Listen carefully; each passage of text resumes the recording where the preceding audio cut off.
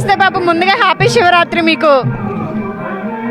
ఈరోజు అత్యంత ప్రతిష్టాత్మకమైనటువంటి 1000 స్తంభాల ఆలయంలో రుద్రేశ్వర స్వామిని అత్యంత భక్తి శ్రద్ధలతోటి వినయ విధేయతలతోటి జరుపుకుంటున్నటువంటి మహాశివరాత్రి సందర్భంగా ఓరుగల్లు ప్రజానీకానికి, సమస్త తెలంగాణ ప్రజానీకానికి నా యొక్క శుభాకాంక్షలు, అభినందనలు తెలియజేస్తా ఉన్నాను.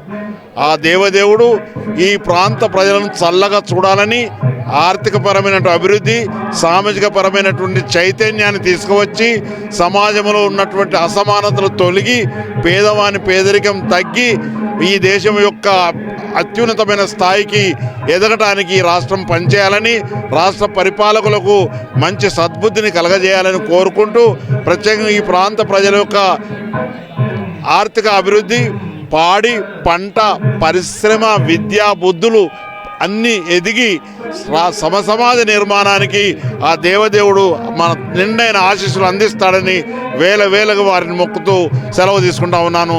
అప్పుడే తీసుకోవద్దు బాబు, అంటే మీ ఆర్థికంగా అంటే ఫైనాన్షియల్గా మీ చేతిలో ఉంది. మరి వరంగల్కి ఆలయానికి సంబంధించి ఏమన్నా సాయం చేసేది ఏమన్నా ఉందా ముందు? ఎక్కువ రాజకీయాల జోలికి పోకుండా ఈ పక్కన కనబడుతున్న కళ్యాణ మంటపాన్ని 3 సార్లు దాని ఎస్టిమేట్లను రివైవ్ చేపించి ఈ కళ్యాణ మంటపాన్ని కాపాడిన వాళ్ళలో నేను ఒక్కరిని అనేటువంటి మాట ఈ సందర్భంగా తెలియజేస్తా ఉన్నాను.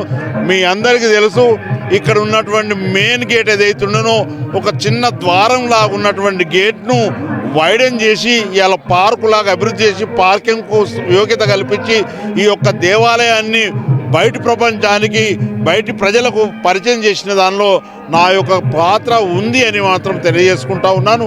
ఈ రకంగా ఈ రాష్ట్ర అభివృద్ధి కానీ, ఈ ప్రాంత అభివృద్ధి కానీ, దీని ముందర నడుస్తున్నటువంటి ఏదైతే మోరి ఉన్నదో ఆ మోరి మీద హనుమకొండ నడి చౌరస్తాలో జరుగుతున్నటువంటి మోరికి మూత వేయించి స్లాబ్ వేయించినటువంటి అవకాశం ఆ దేవదేవుడు నాకు కల్పించాడని, ఇక్కడ జరుగుతున్నటువంటి మరి బహిర్భూమికి వెళ్ళడానికి అవసరమైనటువంటి టాయిలెట్స్ కానీ, బాత్రూమ్లు కానీ కట్టించడంలో నా యోగ్యత కల్పించాడనేటువంటి మాట తెలియజేసుకుంటూ, ప్రత్యేకంగా మరి భద్రకాళి చెరువులో కలుషితమైనటువంటి నీరును ఆపడానికి భద్రకాళి బండును ఏర్పాటు చేసేట్లో ఆ దేవదేవుడు నాకు ధైర్యాన్ని, సాహసాన్ని ఇచ్చాడని తెలియజేసుకుంటూ, ఆ దేవదేవుడు ఇంకా దీవించాలని, నా శక్తిని ఇనుమడింపజేసి, నా జ్ఞానాన్ని పెంపొందింపజేసి ప్రజలకు ఉపయోగపడే రీతి నన్ను తీర్చిదిద్దాలని ఆ దేవుని ప్రార్థిస్తూ సెలవు తీసుకుంటా ఉన్నాను. జై హింద్.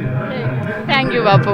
చూసారు కదా, ఆలయ అభివృద్ధిలో తన పాత్ర ఉంది, అలానే ముందు కూడా నా పాత్ర ఉంటుందంటూ రాజకీయాలకి దూరంగా ఈ ఆలయాన్ని అభివృద్ధి చేసే బాధ్యత నాది అంటూ కూడా ఆయన చెప్పడం అయితే జరుగుతుంది. ఇలాంటి మరిన్ని వార్తలు మీ ముందుకు తీసుకొస్తుంది మీ RN TV. Keep watching.